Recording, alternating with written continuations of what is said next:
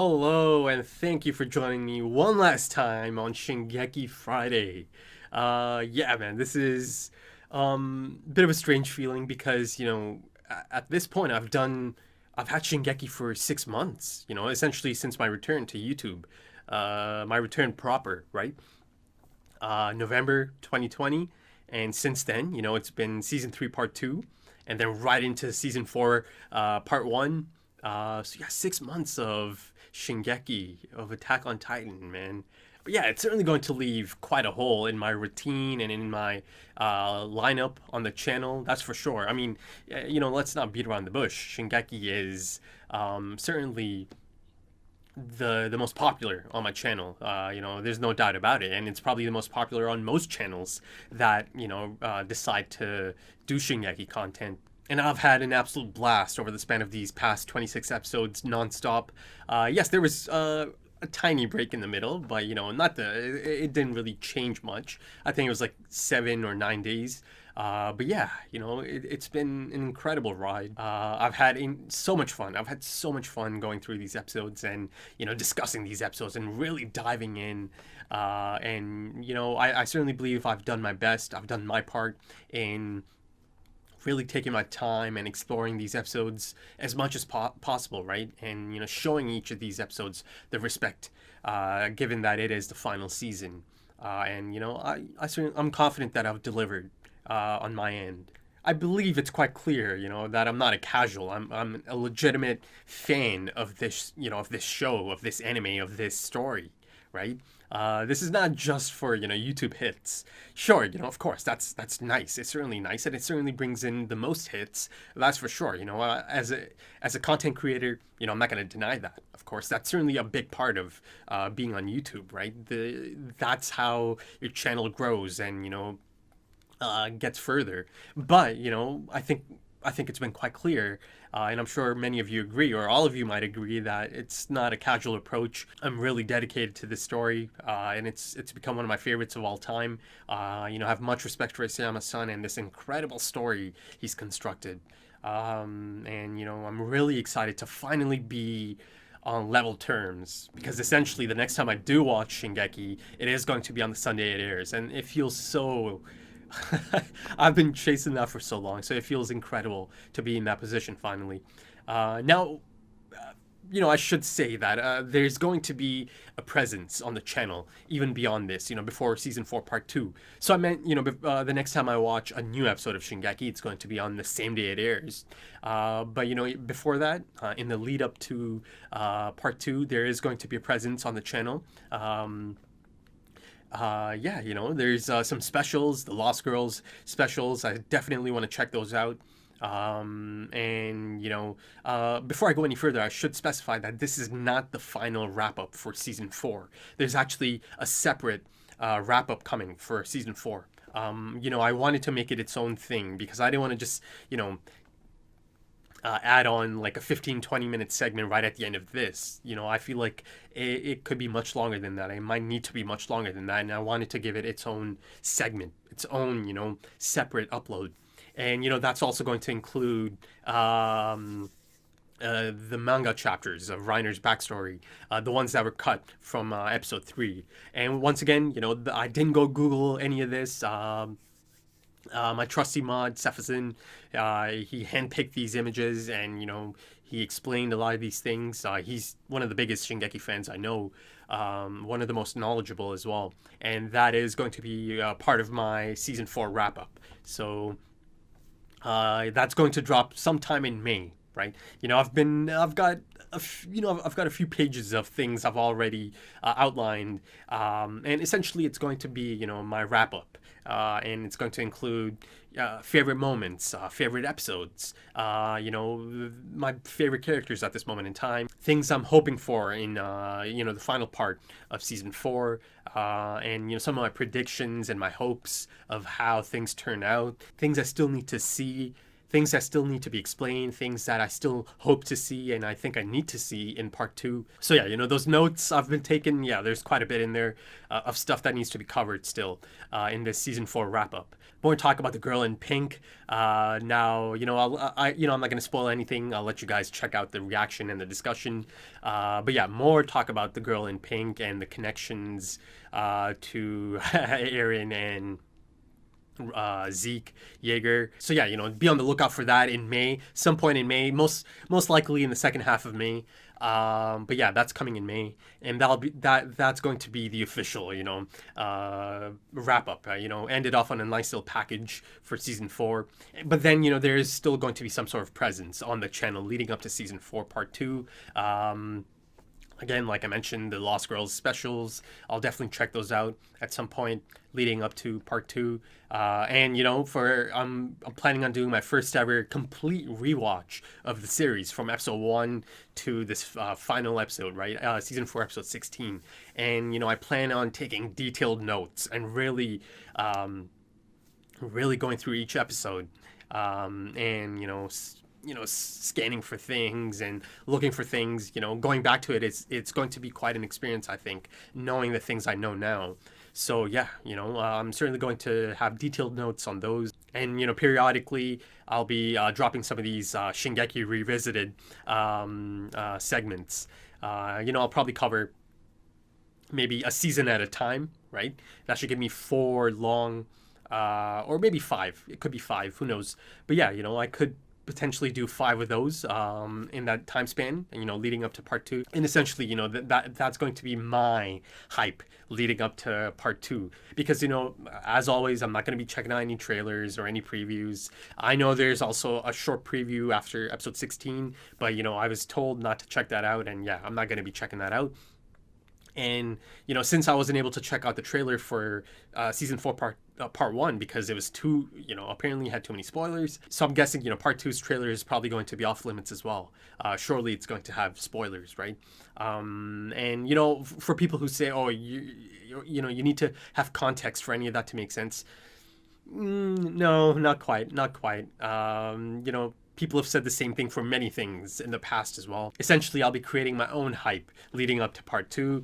And yeah, it'll be fun. It'll be fun to go back to the series. I've only ever had the chance to check out the episodes in their entirety, essentially twice. The first time as I do the reaction, the first time reaction to it. And then, the second time during the editing phase, because you do go through the episode, right? As you're cutting it down to 10 minutes. And yes, I understand that for a lot of you, this is the end of it, end of the line, and you're done till season 4, part 2. That's fine. That's cool. Everyone has a preference, and if you're only into Shingeki and that's the only thing you checked out on my channel and planned on checking out on my channel, yeah, that's cool. Thank you for joining me, and I hope to see you again for part 2. But for anyone who does plan on sticking around, the show must go on, so there's plans, right? Death Note is still on the channel, but new stuff, the replacement for Shingeki, and it is going to be on early access the day this drops, Vinland Saga. And there's quite a bit of interest for that and quite a bit of hype for that, so I'm really excited to share those. And also beyond that, in May, Full Metal Alchemist Brotherhood is going to start up. So yeah, that's 2 new series coming in. And as I'm on the topic of that, one of the most common types of comments I get is people suggesting new anime and other anime. So essentially all the stuff I do on my channel, it gets picked through a poll. Well, not all of it. Sometimes I am going to pick stuff on my own. The gaming stuff, essentially, I just kind of pick on my own. There's so much to get through, and there is certain titles I do want to get to before others. So it is possible that I could just decide to do an anime at some point on my own, right? Or a show on my own. Not everything is going to be through a poll, but most things are going to be through a poll. So in terms of anime, yes, it's going to be through polls, and I'm trying to do a long-term anime and a shorter anime. But essentially there is going to be 3 of them running at the same time. Death Note, FMAB, and Vinland Saga, in May. And for Vinland Saga, I specifically wanted something newer. Because my to watch list is massive. It's full of, I think, incredible series that I'm so excited to get to. But I also you know, a lot of them are classics, but I also wanted to check out some of the newer stuff. So I did a poll. It only had three options. It had Vinland Saga, it had Mob Psycho, and Promised Neverland, right? And Vinland Saga ended up taking the lead by quite a bit. So yeah, I hope to continue that trend. You know, have something new and short on the channel, and have a classic as well on the channel. You know, long-term anime, short-term anime, and you know, once again, my long-term plan, and I do hope to implement it in the second half, at some point in the second half of this year, in 2021, is to, you know, bring the upload frequency down to about 5 days, right? Every 5 days, a new upload for each different series. Right now, it's essentially every 7 days. But, you know, I think I can bring it down to 5 days, and that's been my goal from the beginning. So, yeah, you know, thank you for joining me for these past 16 episodes, or, you know, these past 26 episodes, because it has been like 6 months of this, right, of Shingeki. And, you know, like I said, it's certainly not a casual approach to reaction content. You know, the discussions get quite lengthy. And, you know, I feel like a lot of care and dedication has gone into them. So I really appreciate anyone who's actually, you know, sat through all of those and listened to those and enjoyed those. And, you know, in that sense, I've certainly found my target market, I believe, over these past 4 years. There's certainly a target market for this. There's certainly a market for this type of reaction content. You know, it might not be as prevalent as, you know, the more common type of reaction content. You know, and that's certainly the most popular type of reaction content, but that's not for me. That's not my cup of tea. So it's certainly fantastic to know that there is a market, there is a target market that does appreciate this type of reaction content. And yeah, you know, I mean, you know, there's still clearly people that only check out the reaction portion, and, you know, that's fine as well. No, you know, no problem. That's cool. But, you know, nine times out of 10, the people that usually, you know, kind of act up and, you know, start accusing me of being a manga reader, or, you know, just accuse me of that kind of thing, right? Nine times out of 10, it's usually people who only check out the reaction portion, right? And have no context of my, you know, build up. And there's hours and hours worth of discussion, you know, analysis. Right then, if you're interested in full length for this episode, or early access to Vinland Saga, consider checking out the Patreon page. Once again, as always, it's only an option. It's entirely up to you, right? If you're interested in content beyond the scheduled content, if you are, the link is in the description or the pinned comment.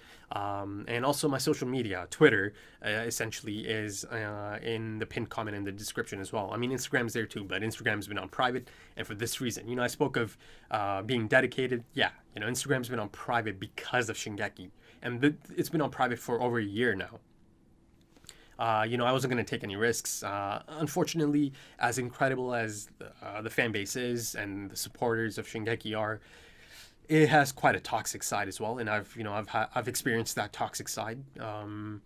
So yeah, you know, I couldn't have Instagram open anymore. It's private, and it's going to stay private until part 2 is done. And, you know, same goes for Twitter. I post about Shingeki quite a bit, but I don't allow any responses or replies to those tweets.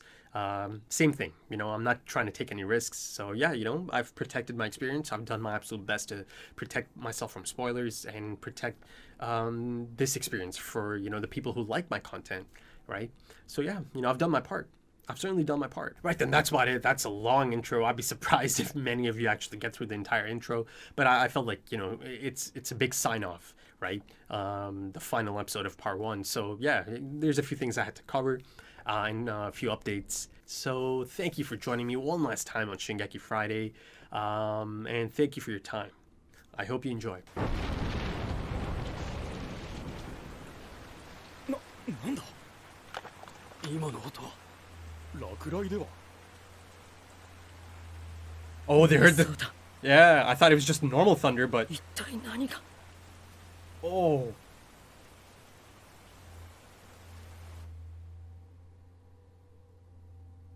No sound.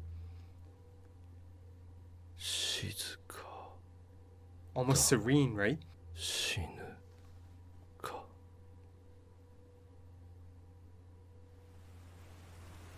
That has to be her pink dress as well. That's the Titan that was carrying him. Aha! That's the one that survived.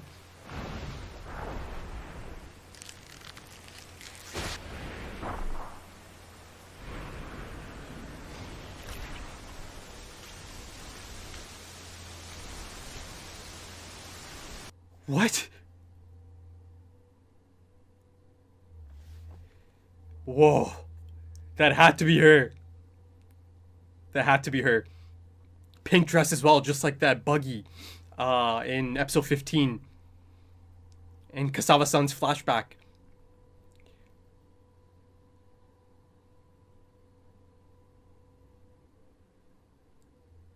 That was so insane. So that looked like safekeeping.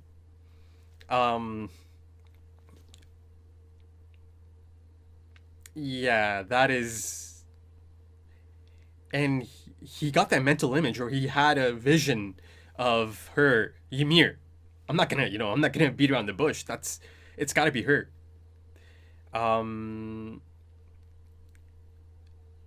But he's getting a vision of her.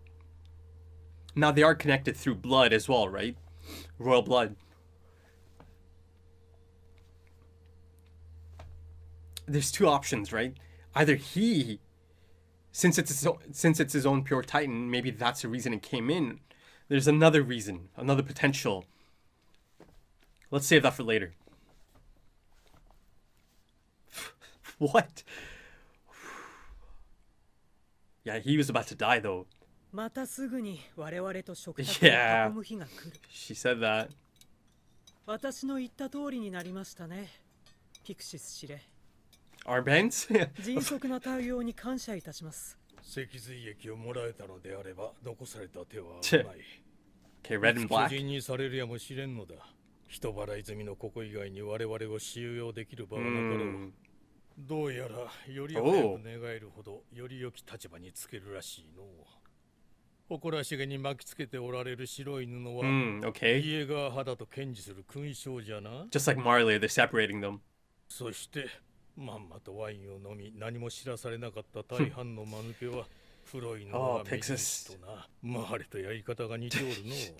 最初から私たちとジークをただ信じていれば、とうに世界は救われていたというのに。The world would? Yeah. 世界が救われると申したのか。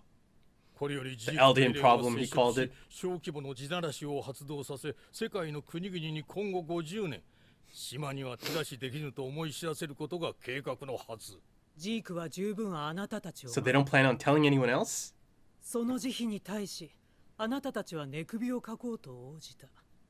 ジークは世界を救う神でありますので、罰が下ることでしょう。Zeke is... His location is unknown at the moment. I mean... Whoa. Yeah, Mikasa is... お前はなんでエレンにタコ殴りにされたんだ。そろそろ話してもいいだろう。Wow, he looks kind of strange there. ミカサを言葉で傷つけたから。ミカサを傷つけたってどんな風に。それはやめて。もういい。いや、よくねえよ。どう傷つけたのか話してくれ。Go on, Jean Boy. 十分だろじゃん。奴は完全にクソ野郎になっちまったってことだ。意味もなく傷つけちまうほどもう我を失っちまった。奴が正気だとしたら何の意味もなく。Oh, as expected of Jean Boy, asking the right questions. そこに奴の真意があるんじゃないのか。悪魔の末裔の芋くせえ女なんて Don't do that, man. Sasha's father's in there. 毎晩あの女のこと聞かせやがって。バイタが死んで正気に戻るかと思った俺がバカだった。 Whoa. あのバイタは汚れた。 Okay, this guy's going too far. Yeah. 彼の非礼をお詫びいたします。 Whoa, Yelena. もうあなた方を悪魔と罵る輩は、我々の真の目的はマーレへの復讐などという空虚なものではありません。世界から憎しみの連鎖を断ち切り、エルディアとマーレでさえも救うことが目的なのです。よう、サシャを殺したガキ。Brad who killed Sasha. 何のよ。ファルコを助けたかったら協力しろ。無線で助けを呼んでもらう。壁内の侵入。It's just like the opposite of the Marley. Oh! 動かないで。ガビも静かに。Peach-chan. 静かに君がエレン He was surprised there. で会ってるよね。 Ah, she's got the Jaegerist armband. ガビ Look at Eren. Look how calm he is. Hands in his hoodie. エレンポケットから手を出し従わなければどうなる？引き金を引く。あなたの脳みそが床に散らばる。 That's a risk though. You lose a founding titan 巨 then. 人になる暇なんてないよ。まだ撃たないのか？今引き金を引かないなら何しにここに来た？手をポケットに入れたままだとどうなる？どうなるか君は知ることはできない。床に散らばった後じゃいや、わかる。あんたは撃たない。 Yeah, he 貴 knows. 様巨人を殺すことは許可さ There れ it てい is. ない Yeah. Oh, he looks strange there. 命令は必ず始祖を奪還せよだ。あなたを食べることも本当無理あると思うし、どうもね。 What's the angle here, Peak? フィクソン、あなたが始祖の力を使えたらマーレを倒せるんじゃないかと思って。賞賛もなしに全世界を敵に回したわけじゃないんでしょ。 Yeah, right. でも right. 賞賛って始祖の力以外に何かある？だとしたら何が望みだ？マーレおよび世界から支配されているエルディア人の解放。今すぐ私の家族を収容所から Fair 出してあ enough. げたい。 But no, I 私 don't はたった think 一 she. 人の家族である父にまとも Right, な yeah, 医療 he を looks 受けさせ sick るため in 戦士 episode 2. 一人残される父に私の手でエルディアの明るい未来を見せたい。そのためにはマーレを叩き潰す必要がある。 Marley needs to be 私 crushed. は何でも協力する。 No. マーレを皆殺しにできるのなら。 Slaughter 私は Marley? 何だってや Ah. る。 No, Peak-chan. No. 私たちは何のために戦ってきたの？ I feel like she's saying things that 正 are. 常なエルディア人だと世界から認められたらいつか Come on, Gabby. エルディアは解放されるんじゃなかったの？私たちは名誉マーレ人。 That reality doesn't exist. 私たちはユミルの民。これだけが逃れようのない事実。何人を名乗ろうと私たちは巨人になることができる人 That's 種。 the undeniable truth. つまり私たちはマーレに用済みとされていずれみんな殺されるの。善良なエルディア人であることを証明し続けても Yeah. 私たちが解放される日は来ない。私たちは私たちの力で人権を勝ち取るしかないの。この建物の屋上に行けばすぐに指をさせる。 I'm surprised Eren is. 子供が生まれなくなる。 Oh, they know now. そうです。それがジークの安楽死。 She's trying to get him up top, isn't she? この世から巨人がいることで存在する苦しみが生じなくなるのです。ゆっくりと安らかに。いや待て、安らかなもんかよ。ユミルの民が消滅するまで人口が減り続ける。 Again, asking the right questions, John な Boy. くなるんだぞ。そんな状態でどう国を守る？他の国が放っておくとでも。そこに関しては従来通り Right, yeah, 地ならし that's の the 抑止 one. 力を行使できるよう We 子 have 孫 to- の継承維持が不可欠なままです。 Oh, 幸いにしてヒストリア女王は世継ぎを授かっております。万全絶対そんなものどこの国にも存在しません。 oh, the soundtrack. どの国も様々な問題を抱えています。これほどの偉業を成し遂げる者がこの先現れるでしょうか。 Whoa. かの兄弟はこの先何千年も語り継がれる象徴となるのです。愛の神々がそうであるように。 Gods of the past. そして二人は死後も救世主として人類を照らす太陽となり。どうされましたか？というお考えがあったと感動いたしました。それはよかった。嬉しいです。あなたにも分かっていただけて。 No, Armin's at it again, isn't he? He can be quite the deceiver. それまではマーレのガキと手稼でつな Cuff to the Marley kid. She can't 下手に transform. 巨人化すれば Yeah. その子は粉々だろう。あの小柄な女がマーレの兵か。味方だって。よろしくね。 Oh, Galliard! And he saw that she's cuffed. And that she secured Gabby. Galliard's here too? ジークにはなぜそんな特別な能力があるのか知ってる？ Yeah. さあな、あんたは知ってるのか？いいえ、誰も知らなかった。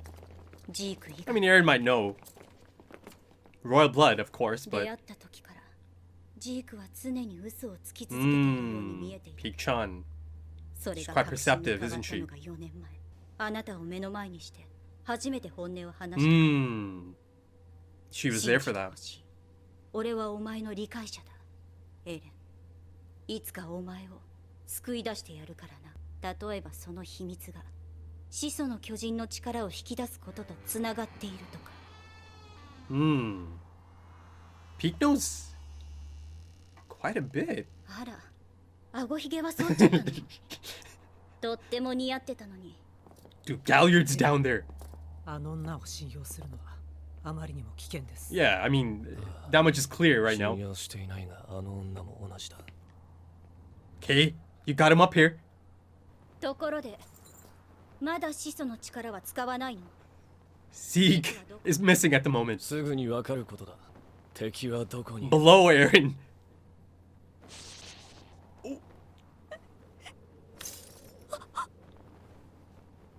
Yeah. But it's interesting the things she was saying. Makes some truth in there, right? そこ。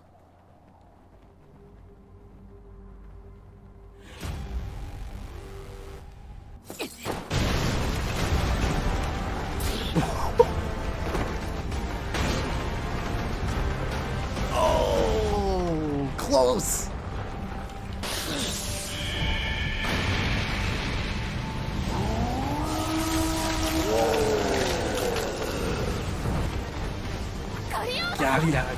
Just like episode 1. やっぱり難しいよね。Ah, he got the legs. He was this close. カービィ、私が仲間を売ると思ったの？でもマーレに仕えても私たちに未来はないって。見て。 Oh, above and below. I don't trust Marley yet. 一緒に戦ってきた仲間を信じている。Oh, there. のろし上がっている。Ah, リークとガリア Reiner. 奴の位置を暴いた。始祖の巨人だ。 Oh, that's not 3D, is it? Come on. レベリオの雪辱を果たせ。ここで奴を終わりにしてやる。来いよ。 He knew they'll meet again. ライナー。Whoa, that flew by. Whoa. Wow. That's how it ends, huh? It's quite the cliffhanger. Episode 16. Can't believe I'm actually at this point now. The final episode of season 4, part 1. But still, it's a strange feeling. I mean, it's certainly a good feeling, but it's also a strange feeling to be caught up. I am now officially caught up, and the next time I watch Attack on Titan, Shingeki no Kyojin, is going to be on the Sunday it airs. And that feels damn good to say that and to know I'm in that position now. Oh man, now, you know, there's still quite a bit of time before that happens. Could even be the beginning of 2022, right? Because of that time frame. It could be the end of 2021, or it could be in the first few months of 2022. Now, you know, my take on that is it's always the same as far as final seasons go for anything, right? Be it anime or live action, let them have as long as they want, right? That's the thing I kept saying for Game of Thrones. Let them have as long as they want. I don't care about delays. Let it delay. Delay as much as you want. I was happy to hear about delays. The final season of a show, be it, you know, anime, live action, it's so crucial, right? It's so crucial. And it's so important that they nail the landing, right? Because, you know, again, Game of Thrones spoilers. Maybe skip the next 30 seconds or so. All right, I'm going to start talking about it now.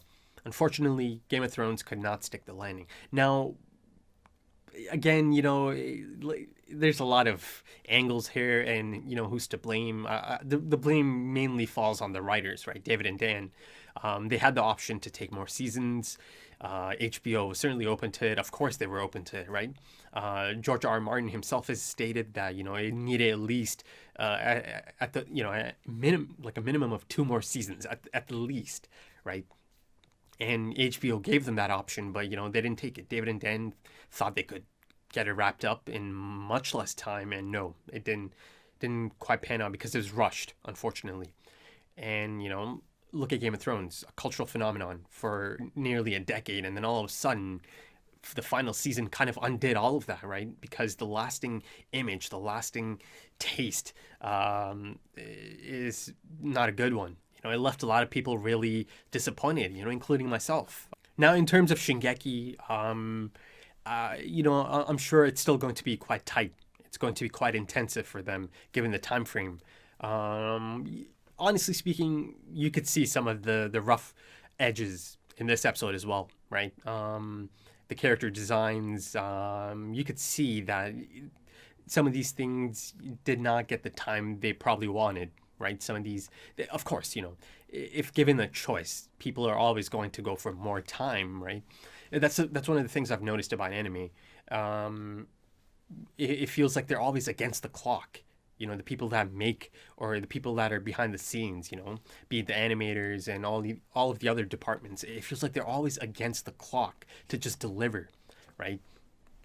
In that sense, it kind of also reminds me of South Park. But South Park is different because they choose to do it in that manner. There's that great documentary, right? 7 Days to Air.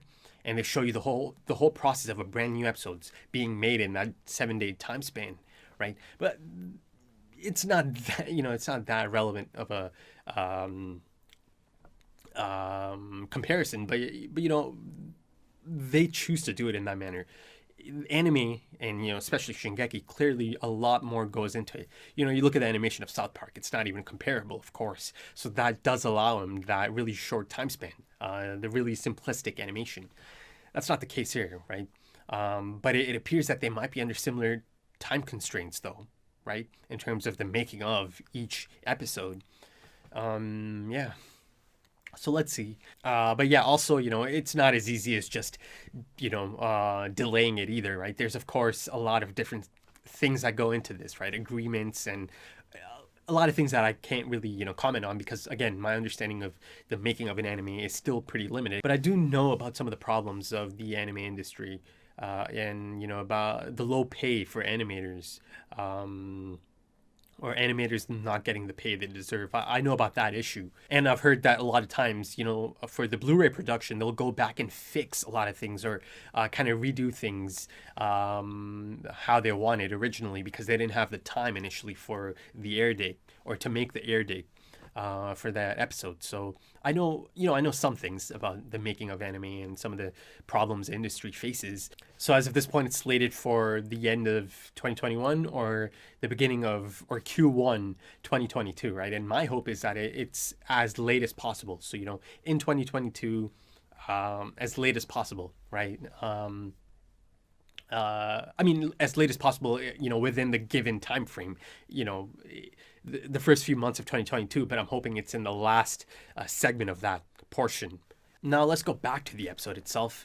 Yeah. Quite the cliffhanger there. Reiner. I mean, you saw how excited I was. I mean, I was excited to see Peak. I was excited to see Galliard. I was actually really excited to see Galliard. Now listen, you know, just because I'm cheering for them doesn't mean I hate Eren or anything.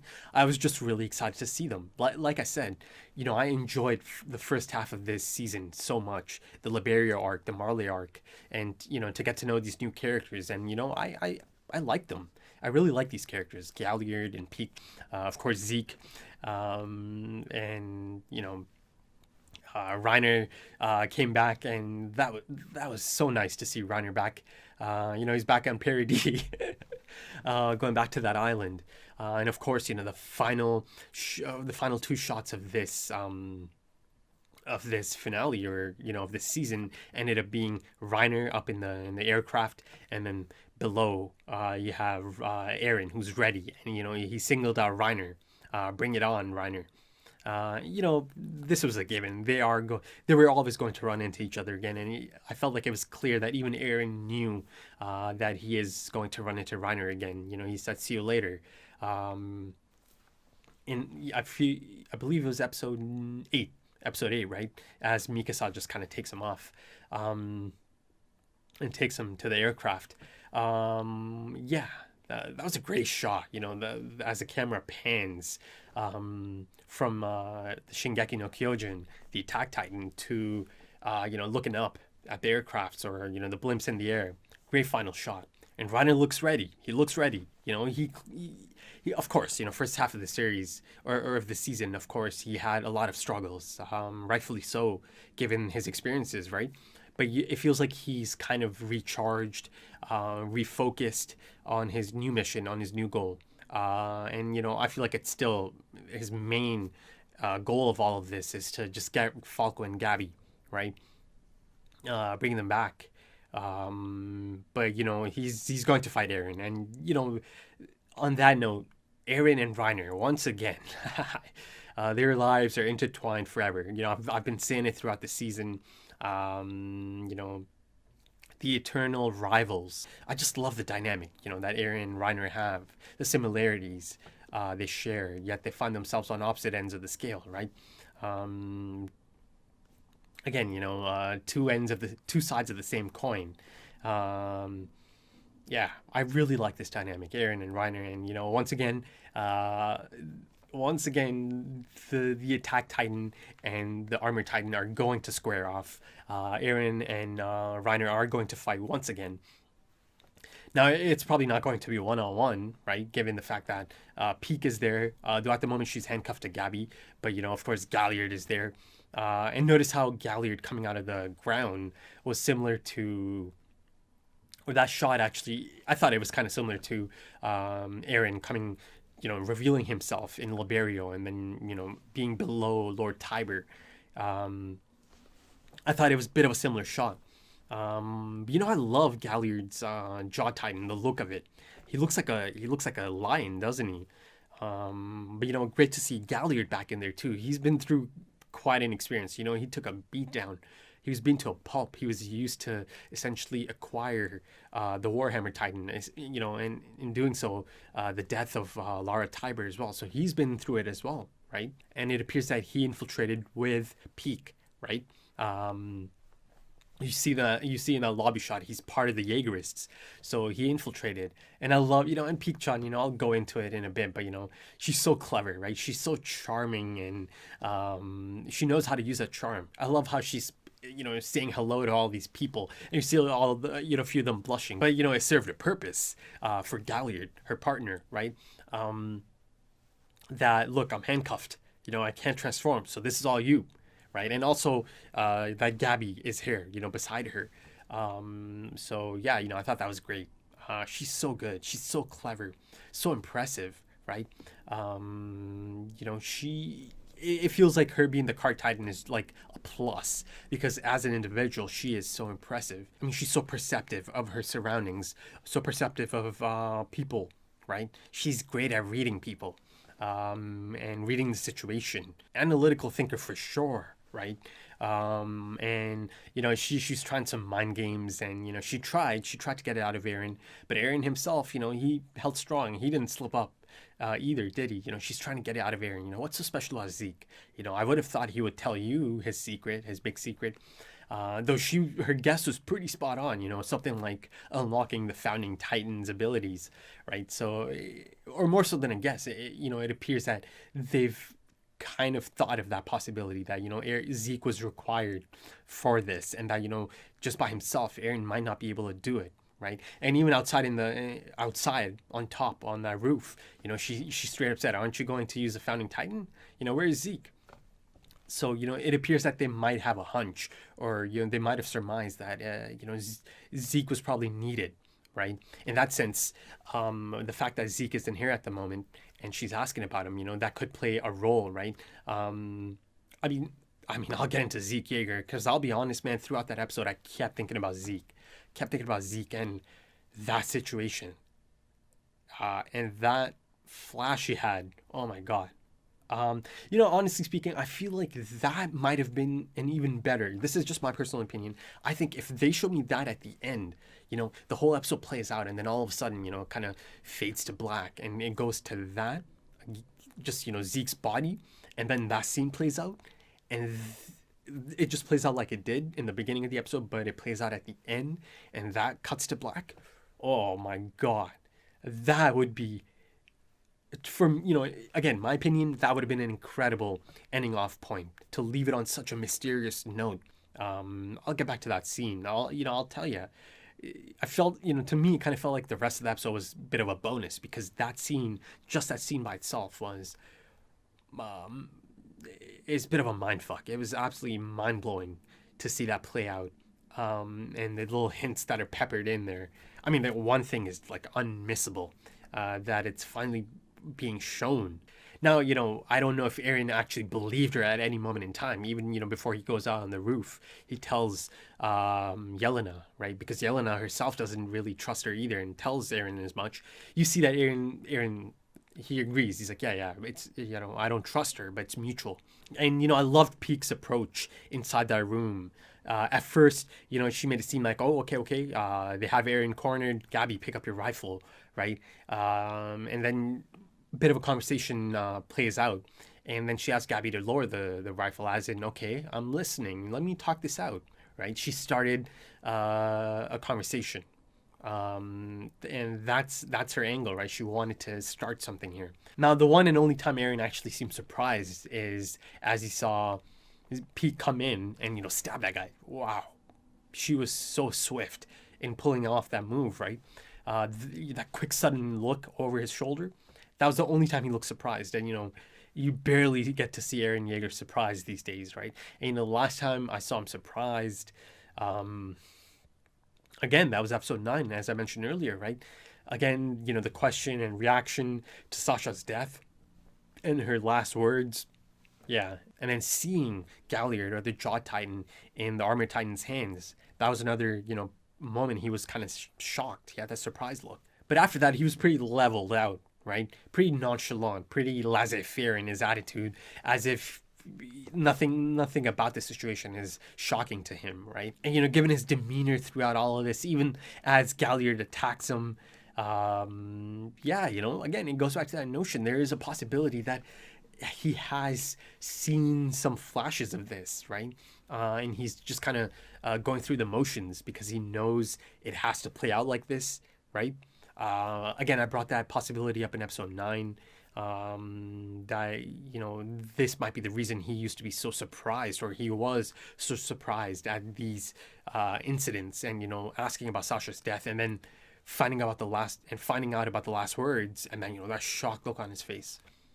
And, even throughout that conversation, or in the beginning of that, he's so sure, right? He's so sure. He did that thing, he did the thing. A lot of different stories or shows have that thing of the character kind of leaning into the gun, right to the dome.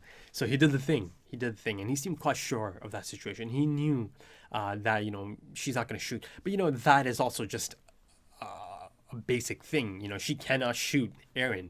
Right, the whole point is to get the Founding Titan from Eren, not to shoot him and then he just goes flying off. He was so sure, right? He was so sure.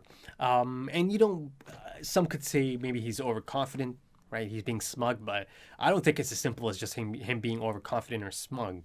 Again, I just said there is a possibility that he just knows, right? How some of these things are meant to be. There's certainly a possibility of that. As I brought up in episode 9, but yeah, again, at no point did I think that Peek is actually defecting, but I was really interested in the angle she's trying to take here, and once again, it goes back to that notion. I know I've said it a few times now, but it really does apply, right? Pix is saying, sometimes you have to mix in some truth. So she certainly did a good job of selling it. Right? As she's having that one-on-one with Gabby, and Eren is right there, and she's telling her that at the end of the day, they are subjects to Ymir, right? No matter what happens, they can never be on that level. They'll never be accepted as Marleyans or good Eldians, right? And that the moment they have no more use for the Titans, that Marley is going to slaughter all Eldians, right? And that goes back to earlier in the season, in that meeting of the warriors, right, in Zeke's room. He told them, this is crucial to Eldia's future and Marley's future, right? Getting the Founding Titan. But of course, now I know that his goal was something else entirely, right? But yeah, it is still crucial to the future of Marley and Eldia and the world, essentially. Even his new plan, or the plan that came to light recently. As Yelena mentioned, they plan on ending the cycle of hatred, right?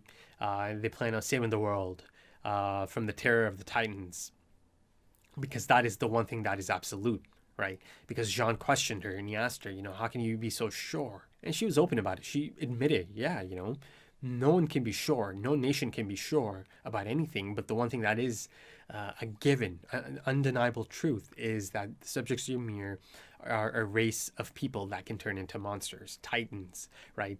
So that was the one thing she told Jean, and that was the thing Pete told Gabby. It's undeniable, the one undeniable truth. And that this notion that Gabby has in her mind of proving that there are good Eldians, it's a reality that just doesn't exist to Marlene's and essentially the rest of the world, who apparently is even more harsh in their treatment of Eldians, right? If you go back to Udo in episode 4, yeah, that's never going to happen, right? But I loved how some of the things she is saying are the truth, her actual feelings, the thing about her father, that's the truth. He is sick, right? She brought that up, but again, bringing that up also helps in building up this narrative that she's trying to sell to Eren, right? But it is the truth that her dad is sick, or he used to be sick at least, and one of the reasons she wanted to become a warrior is to help him out. And I remember that scene in episode 2, one of the best scenes of the series, right? Or of the season at least. Actually, I could even say it's one of the best of the series. It's a poignant scene, a quite emotional one, as the Eldians return to Liberio and the gates open and they, meet their families again, reunite with their families. As she met her father, he starts to cough and there's that look of concern on her face. So yeah, she probably does have notions of one day perhaps freeing her family from that zone and other Eldians as well. But at this point in time, there's too many unknowns. You can't just side. She can't just side with Eren. And, their families being in Liberio, in Marley, is one of the reasons that kind of keeps some of the warriors in line, right? If you go back to Bertolt and Reiner, again, there's a lot of cases of, they should have, people tend to make the case maybe that, they had every chance to, defect and, help out the people on Paradis or join the people on Paradis. But, their families are back there. There's that thing, you can't just leave, you can't just defect. The families are there. They're essentially hostage. And they'll be killed. At least under the old regime, that's for sure. There's a new head honcho in town, right? Magath. And, once again, it's been clear that he is sympathetic towards the Eldians in Liberio, right? Or that he does have some semblance of respect for their predicament, right? For their situation. And notice how he said, get revenge for Liberio, not for Marley, for Liberio, right? And I think he meant it. I don't think he was trying to, manipulate them or trying to hype them up. I do feel like he actually meant that, right? Get revenge for how things played out in your hometown, Liberia, your families, people that you love died there because of this individual, right? And, he pointed, or he didn't point, but, he, as they saw Eren on top of the roof, there's the founding titan. But then he also said, let's put an end to this guy, right? Not even though Magath is in charge now, right? The head honcho, there's only so much he can do as well, right? Yes, he is sympathetic towards the Eldians, right, in Liberia. But, it's a big issue. There's the rest of the world as well. It's just one man. How much can you really do for those Eldians, right? But then, of course, it became really clear on the stairs that she's just playing a part. She's playing a double agent, trying to get Eren to go up to the roof. And she even tried her best to get Zeke's big secret out of him, right? But the moment she put up her hand to say hi to everyone, she's trying to signal to Galliard, who's right there. At that point, it was really clear. Okay, yeah, this is clearly they're trying to get Eren up to the roof. But in that sense, by going to the roof, even if you look at it from Eren's angle, he also flushed out the enemies, right? He got Galliard out, right, by complying with Peake's plan to take him to the roof. He now knows Galliard is around, and now he knows they're coming from above as well, right? Going back to the title of the episode, above and below. But I think there's other angles to this title as well. You know, I'll go to that once I get to the Zeke portion of this. But yeah, you know, Eren also flushed out his enemies. So it was mutual in that sense. You know, but then on the roof, she does tell Gabby, yeah, no, some of that was the truth. You know, I do mean it, you know, that Marley cannot be trusted. But, you know, I can trust the comrades I've known for a long part of my life and fought side by side with. So yeah, she chooses to put her trust in them. But, you know, essentially still being part of Marley's attack on... not Paradis, their attack on Eren Yeager, right? The devil of Paradis. You know, and going back to her being so perceptive and being so good at reading people. I mean, she was able to read Zeke like a book in the sense that she could tell that he's been lying. And she said that, you know, since the day I met him, it felt like he just told lie after lie. And the only time he felt sincere, or the only time that she felt that he's telling the truth is in Shiganshina, in the conclusion of that. Now let's go below for a little bit, down to that jail cell, right, as Yelena goes to all of them, right? Now, you know, even before that happened, how about Jean Boy, right? Asking the right questions. The only one who is, in that sense, isn't it so interesting that he's the one who's bringing up the potential, you know, Eren might have a reason for the things he's doing, you know. Could there be a reason for the things he's doing? He's the one asking that question. And notice how Mikasa all of a sudden had this glimmer of hope, right? That look on her face. Because other than that, she was just, yeah. She sitting at that table. She didn't want to talk about anything. You know, she didn't even want to bring that up anymore, right? The notion of the things Eren did to them at that table, and the things he put them through. But yeah, Jean's asking the right questions. He's questioning Eren's motives. And then, of course, Yelena shows up. Now, before I get into it, how about her taking out Grease, right? Wow. She was so swift about it. There's almost a grace about her actions, right? I know she shot someone just then, but, you know, it's like she didn't miss a beat, right? He took it a step too far, and she did not associate herself with that type of person, right? The type of person who has those kind of things to say. Again, she brought up the whole notion of ending the cycle of hatred, right? And she certainly has this unbreakable belief in Zeke Yeager, right? The Beast Titan, this god, essentially. She considers him a god, and Eren as well, in that sense, because, you know, she's so drunk on this concept of, you know, these two brothers saving humanity, and that, you know, they're going to be remembered for a millennia. You know, kind of like how Marley made up that legend of Helos, right? This figure who put an end to all of this. It's something similar in that sense, right? These legends, these mythic legends. But, you know, in this case, they exist. They certainly exist. Zeke Yeager and Eren Yeager. But little does Yelena know, Eren Yeager has no intention of going through with this euthanization plan. Now, you know, essentially it's euthanization or euthanasia through mass sterilization, right?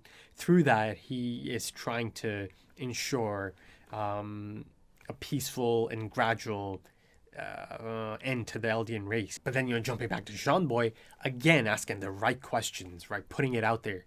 The notion that, you know, that's not really that peaceful, or as peaceful as you think it is, because, you know, like I brought up in the last episode, at some point, yeah, you know, they are going to hit that age that they're just going to be older Eldians remaining inside the walls of Paradis, right? And they're open, prime for an attack. Again, given the fact that Paradis is so full of these rare resources as well, you know, it's not going to stop people from attacking. But again, Yelena brought up that concept of, you know, keeping that deterrent, you know, the rumbling or the potential of that alive. But at the end of the day, you know, this plan is more so about eliminating the threat of the Titans as well, right?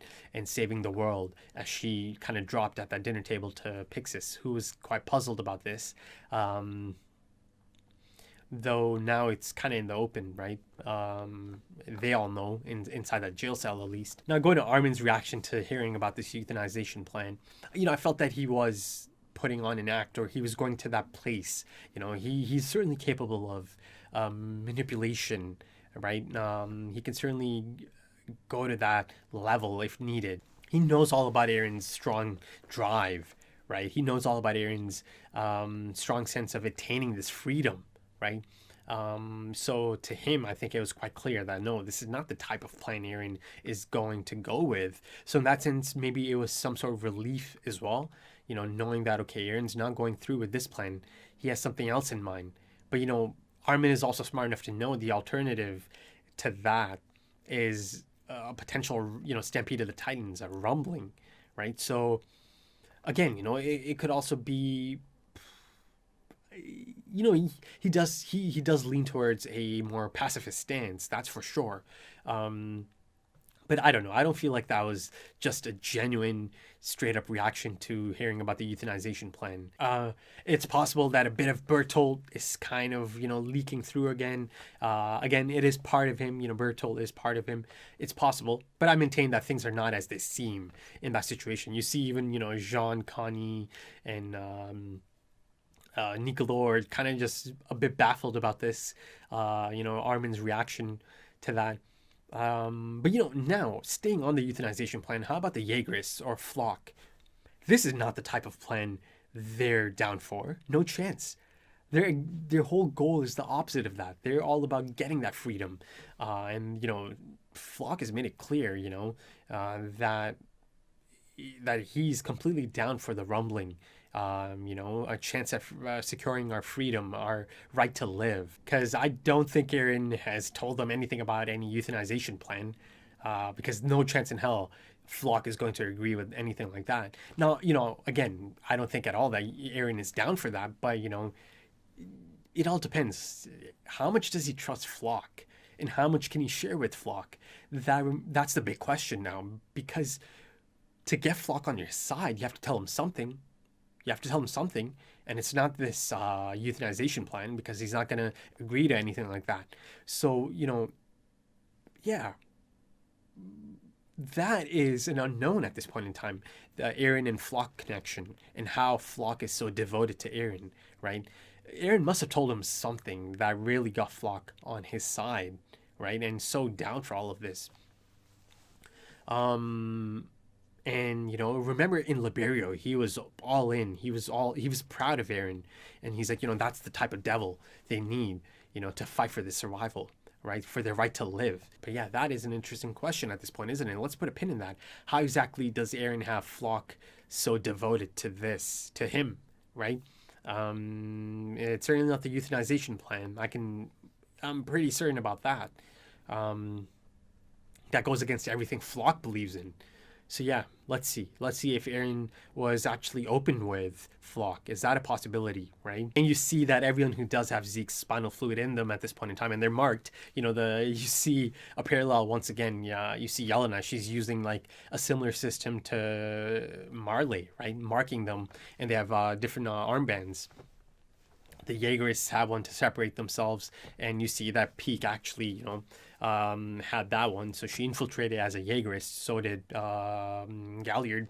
Then you had the red and the black. Now that Reiner, Magath, and the rest have shown up, right? Again, it set up the final conflict. So there's going to be a grand battle, and it promises to be quite the spectacle, right? Because now you have potentially the Armored Titan, the Jaw Titan, the Cart Titan going up against Eren. Now, that also raises an interesting question. Now that there's an enemy on their door, does Yelena go, or does Yelena ask her subordinates to release them, right? Release Armin, who is a Colossal Titan, and release some of these really seasoned scouts, right? In an attempt to have them kind of back them, be like, oh look, there's an enemy, let's kind of join forces for the time being. Is it going to go down that path? Because she might feel the need to do that. She might feel the need that they need backup here. And of course, there's that, ticking time bomb of the people who have Zeke's spinal fluid in them. They might feel the need to use those Titans at some point. Right, the Beast Titan might need to do that at some point. But here's a problem. Here's a big old problem. Zeke Yeager is nowhere to be seen. I don't know. I mean, I'm about to get to Zeke Yeager. To me, this is the most interesting, the most exciting part of this episode, to be honest. It's my favorite part of the episode. Again, as I said, Zeke Yeager has been established as one of my absolute favorites. At this point in time, his story is the one I'm most interested in and excited about to see how that plays out. But yeah, he's not around. He's just not around at this moment in time. But, I was about to say he could join this battle, right? This battle that's about to take off. He could join, but I have no idea. I have no idea what that means yet. There's a few possibilities here, but I'll get into that. But yeah, but say you let them out. You let out the scouts. You let out Armin, who is a Colossal Titan. Are they going to fight alongside the Jaegerists and Eren? Again, there's so many interesting tangents, so many interesting dilemmas here. And actually, I just remember something. Didn't Zeke straight up just mention that now you have a Titan of royal blood and someone who holds a founding Titan? You have both of those, and both Falco and Gabby are right there in that aircraft. So Gabby can essentially confirm that, right? Because she knows Eren is the one who holds a founding Titan, so a Titan of royal blood is Zeke. Hey man, I'm trying to see Reiner put up a fight. I'm trying to see him go toe-to-toe with Eren, even if he has help from, Peak and the Jaw Titan. And, he'll probably need help, given that Eren now possesses the Warhammer Titan as well. And even as just the Attack Titan, he was so effective, right? Devastatingly effective. So, yeah, they'll need to team up. But, I want to see Reiner put up a fight. Let's move to the final portion of this discussion. Save the best for last. In my opinion, this segment, and it happened right at the beginning of the episode, and it lingered in my mind throughout, right? I kept thinking of the possibilities. Yeah, this is, to me, this is the most intriguing thing that came out of the episode. Zeke Yeager, right? He was blown to bits, or blown to hell in that last episode because, he triggered the Thunder Spear. Actually, before I go any further, how about Heicho? They didn't really show anything about him, right? But you see that Hanji and, Flock and some of those Jaegerists are right there. But yeah, a long time. There's a big break before I find out how it turned out for Heicho. But yeah, again, I believe he's alive. I believe he's got to be alive, but he might be in really bad condition. A character like Heicho is not going to get a death like that. Yes, it was a close range explosion from a Thunder Spear, but it's not going to be an off-screen death. So yeah, let's see. But let's move on to Zeke. Yeah, as expected, he's on his deathbed, right? You see his guts are hanging out. Most of his body's just gone. The feeling I got is that these are his last moments, right? And it appears that he actually might have even died. It's tough to say. I can't say for sure. But at the end there, it kind of looked like he passed on. Unless you see that his eyes are still open. So to me, it kind of looked like he passed on, right? Or maybe blacked out. Yeah, that was really concerning. But, again, given his condition, yeah, it felt like those are his last moments. And, there was this beauty in that scene, right? As there's no sounds, he felt almost like a serene, calm come over him, right? Yeah, everything was so quiet, and he felt that, am I dying? Right? He's fading. And I loved some of the imagery that's being used here. And of course, as he's fading, that big moment happened. I believe for the first time, they showed me the founder herself, Ymir. I mean, let's be honest here, guys. There's only one character that's left now, right? That's still out there. That's always been looming above, this looming presence that they haven't shown me much about. I think it finally happened. They showed me Ymir. I mean, they showed me Ymir, but it appeared that it was a memory or a vision he was having. Zeke, that is. And he saw that on his deathbed, right? And again, her pink dress is quite noticeable. And, that made me think of those dolls they had in the buggy, right? In episode 15 in Kasawa-san's flashback, you have the doll that has black hair, and of course you can link that to Eren. And then you have the doll in the back of the buggy, a passenger. you know, a lot of symbolism there. The doll in the back has blonde hair, and then there was a doll on the floor that had blonde hair. You know, part of me did think maybe that's meant to be Historia, like a depiction of Historia. But I mean, this image, this quick image, made it pretty clear that's meant to be Ymir. But what does that mean? You know, what does that mean? You know, them showing that imagery or that symbolism through those dolls. You have Eren Yeager, who's in charge, who's in front of the buggy. You have Zeke Yeager, who's in the back of the buggy, a passenger. And then you have Ymir Fritz, most likely, right, in that pink dress. And you see, once again, in this flashback, pink dress. And I feel like even, you know, the dress and the shape of her head or the hair, you know, I mean, I've maintained since episode 1 of this series, in the ending there, that's the founder Ymir being shown. Again, that's the last remaining major character of the series, right? And, you know, they've been hinting at it through this ending for 16 episodes now. Now, okay, let's put a pin in that and come back to that. You know, the Zeke seeing the founder Ymir in a vision, or having a memory or a flashback to a memory, or, you know, she's appearing to him. I don't know. But, you know, the Titan. That's a Titan that was carrying him, right? The one that had the eyes closed. That was the one that was carrying him in the forests of the giant trees. So it appears that this is the Titan that survived. Remember, there's that quick movement of the tongue in episode 14, Savagery. This is it, right? Surely, you know, at that point I knew, surely there has to be a reason they're showing us this quick, you know, moment of the Titan moving, right? Letting us know that one of them survived, and essentially it kind of regenerated, right? So it looks like they were close enough to that area. They didn't really go too far from that area, that this Titan was able to kind of drag itself towards Zeke. Now, here's the thing though, right? Zeke is essentially on his deathbed. This is one of his own pure Titans, right? But his control comes from the Beast Titan aspect, right? He controls them through the Beast Titan, right? But that being said, in the Forest of Giant Trees, as you know, that one Titan has Zeke in its hand, it appears that they are obeying him in his human form, right? But given his condition, is he actually able to... I don't know how he's communicating with this Titan. Or, you know, is it because it is one of his pure Titans, it has this innate subservience, right? That it notices, or it feels that, you know, the creator, essentially. And again, in that sense, you know, Zeke is a mini founding Titan in that sense, right? Connected to these Titans that he turns and is able to turn. I remember I brought that point up in episode 13 because of that flashback, right? That his abilities are, you know, really strikingly similar to the founding Titans. And that he does have a connection to these paths that he's able to tap into, right?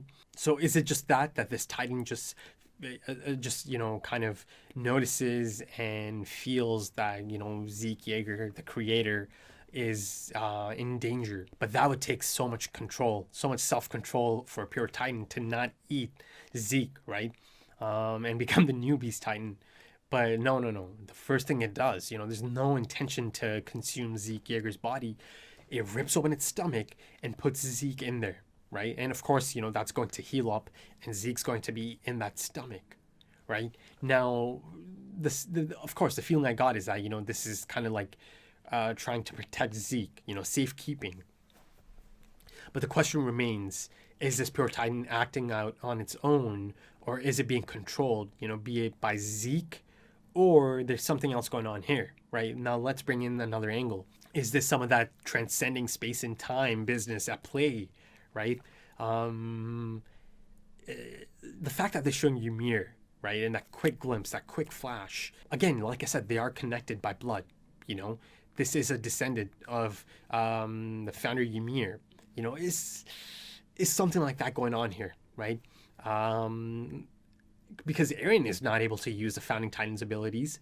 He hasn't even touched Zeke, right? He's doing something else entirely at this moment in time. So is this potentially the founder Ymir coming to his rescue, right? But, you know, then the question remains, how does being in the stomach of that Titan, does that kind of, you know, speed up the process? because he looked like he was about to die, or he could have been dead in that moment. You know, that one shot. You know, one angle is that maybe this can help him kind of regenerate in there, right, in the stomach of a titan, of a pure titan, and maybe he'll break out of that pure titan, kind of like Eren did, right, in season 1, Santa Titan. Could it be something like that? I feel like this could be some of that paths angle coming in, right? Some of that transcending space and time business and possibility that, you know, this Titan might have been under someone else's control. You know, some sort of divine intervention almost, given the fact that he's on his deathbed. And it took something that substantial, that serious, for something like this to happen, right? I feel like I'm leaning towards something more immense, something far greater than this pure titan acting out on its own, because that would be quite the abnormal titan, right? Even though it is one of Zeke's own pure titans. I don't know, just the actions are so jarring and so shocking, right? It feels so specific. It feels so calculated, you know, ripping open the stomach and putting Zeke's body in there. Yeah, this is going to be running in my mind for a long time. Yeah, fascinating idea to present in this final episode of the season of part 1, and to leave in your mind, to linger in your mind. It's certainly going to linger in my mind, and it's going to be lingering in there for nearly a year, right? And even then, it's not a guarantee that I'll get any answers in the first episode back. You know, it could be multiple episodes down the line, but yeah. You know, just the fact that he's having that vision, right? It tells you that they're connected. You know, they are connected through blood. Anyways, that's a given. You know, Ymir Fritz and Zeke Yeager, they are from the royal family. It's tough to say if that's a mental image that came to him at that point, or if that is Ymir transcending space and time and appearing to him at that moment. And also, you know, how about the appearance of Ymir, right? Again, it's similar to in the sense it is a bit similar to Historia, right? The petite figure, really petite figure. And she's got like bangs and the blonde hair. And, you know, her attire, it actually looked quite simple. And she had a bucket. I didn't really get the feeling that she's royalty. Certainly not from that shot of her, right? She looked like a commoner. You know, her attire, and she's got a bucket. I think the fact that they show her or depict her with that bucket is also quite telling. But this is meant to be the founder Ymir Fritz, right, of royal blood, of royal lineage. A lot of questions, right? Just from that split second, I felt like that was like a split second image of her, but that blew open an entire new segment of possibilities and what if situations and rabbit holes. So yeah, I think that's about it. That's it for the final discussion. Now, you know, honestly speaking, I feel like it peaked already before this episode, right? This did kind of feel like a regular episode for a lot of it, right? There's a lot of setup moments for sure, but in that sense, it felt like it is a regular episode. It didn't have that finale feeling at a lot of times. In my opinion, at least. And, you know, I said it already kind of peaked. You know, it had episode 13, 14, and 15 back to back. And then this came after that, right? So it certainly peaked. And, you know, I still maintain that the best episode is episode 15. But yeah, I think that's about it for this episode. Now, that might be for this episode, but this isn't it for... this isn't a sign-off from Season 4, not just yet, because I do have a plan, or have plans for a wrap-up for Season 4. I'll probably do that in May at some point. And, you know, I'll go through the season, through the episodes, you know, give you my favorite moments, my favorite episodes, my favorite characters at this moment in time, and some of my, you know, hopes and some of my predictions, or, you know, hopes of how things turn out for certain characters. And also a big segment of that is going to be the Reiner backstory manga chapters. I'm going to cover that in that upload as well. So yeah, you know, look out for that in May at some point. Yeah, it should be a good one. I'm really excited to record that. Right then. So for now, that's about it. If you enjoyed that, consider dropping a like, consider dropping some comments. give me your thoughts. You know, I've done my absolute best to do my part in exploring each episode, right? And having respect for each episode and getting as much out of it as possible. This is not a casual approach at all. I think that much is clear. I think it's clear how much I enjoy this, how much I care for the story and the characters and the themes and the different ideas being presented by Isayama-san.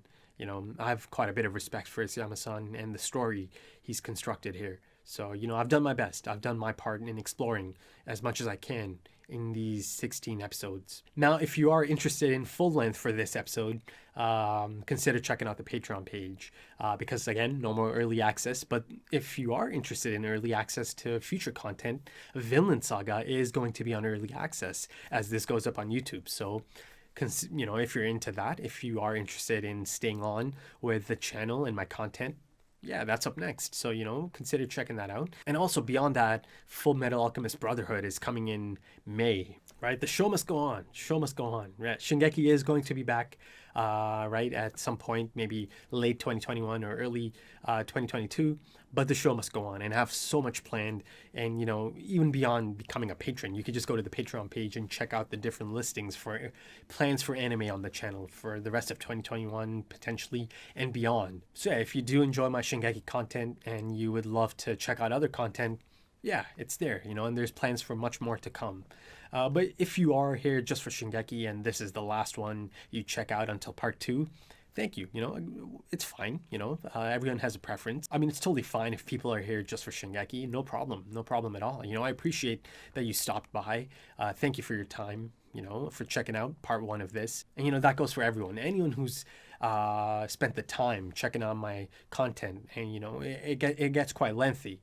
But, you know, again, it's not a casual approach. I mean, you know, there's certainly a target market for my content. You know, it's not really geared towards a casual approach. That's for sure. And, you know, I'm so happy that there is a target market for this type of reaction content. So that's about it for this final episode of Season 4, Part 1.